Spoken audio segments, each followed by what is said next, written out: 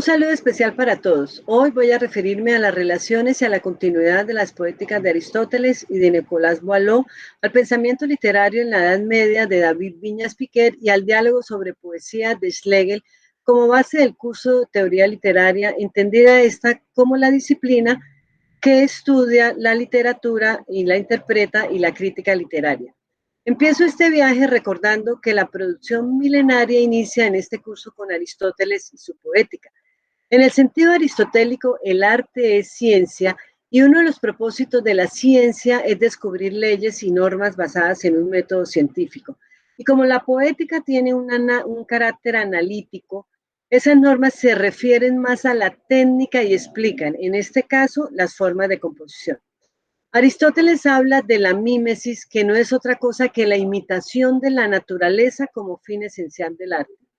De acuerdo con Aristóteles, existen artes que imitan la naturaleza, por ejemplo, las obras pictóricas, en este caso sería la pintura, otras utilizan otros medios como el ritmo, el canto, el verso, y Aristóteles plantea diferenciar según los medios con los que se hace esa imitación, porque imitan cosas diferentes o porque imitan de manera diversa. En su poética, Aristóteles consideraba la tragedia como un género superior, porque se presenta en forma dramática con situaciones que elevan los sentimientos humanos como la piedad y el temor e imitan a seres mejores que a los hombres reales. Al contrario, decía que la comedia era la forma más baja de entretenimiento, porque ridiculiza al hombre y no era digna de ser imitada. Aristóteles escribió esta obra en el siglo IV antes de Cristo y en el siglo XVII, Nicolás Boileau, representante del clasicismo francés, continúa con la línea de Aristóteles en cuanto al concepto de la mímesis y a la imitación de los llamados autores clásicos y de su ideal de orden y de claridad. Boileau analiza la evolución de la poesía francesa y lamenta su decadencia y la falta de la sujeción a las reglas del buen gusto. Boileau concuerda con Aristóteles en cuanto a considerar a la tragedia como uno de los géneros superiores. Tanto Aristóteles como Boileau dejaron lineamientos generales para mejorar la literatura y sus concepciones sobre la tragedia y la comedia los unen. La poética de Aristóteles y de Boileau siguen vigentes en la actualidad al punto que se siguen reinterpretando a la luz del siglo XXI. Las propuestas de ambos autores privilegian modelos que mejoran la calidad y promulgan por las reglas y las normas que se deben tener en cuenta para lograrlo. La poética de Aristóteles fue la base no solo para Boileau, sino para Horacio y para otros autores. Siguiendo este recorrido, es importante hacer un pare en el pensamiento literario de la Edad Media, que tuvo una duración de 1000 años aproximadamente. Dice David Viñas Piquer que el contexto histórico, social, político y cultural estuvo permeado por diferentes pensamientos, obras y autores que abrieron el camino a la crítica literaria como una disciplina. Dante Alighieri fue el primer crítico moderno y aplicó la crítica literaria en su propia obra. Otros autores siguieron en esta misma línea y defendían sus argumentos en una sociedad analfabeta en la que los pocos letrados eran fundamentalistas, y esto permitió que la mirada de la literatura se ampliara y se enriqueciera. Esos autores, seguían defendiendo la poesía. Es curioso la actitud negativa de Platón hacia la poesía y el pensamiento de su época al manifestar que los poetas tenían inspiraciones demoníacas. La interpretación de los textos denominados profanos fue un gran aporte en este periodo. El alegorismo como método crítico al que muchos autores recurrieron para explicar y sustentar sus ideas, la propuesta de Dante sobre la unificación de la lengua, sobre el valor de la lengua materna o vulgar, como se llamaba en ese momento, y otros sucesos alrededor del tema nos indican que la Edad Media nos deja aún muchos asuntos pendientes por estudiar. La escolástica, que fue un intento de acercar el dogma a la razón, la teoría de los cuatro sentidos y el simbolismo fueron claves en el pensamiento medieval.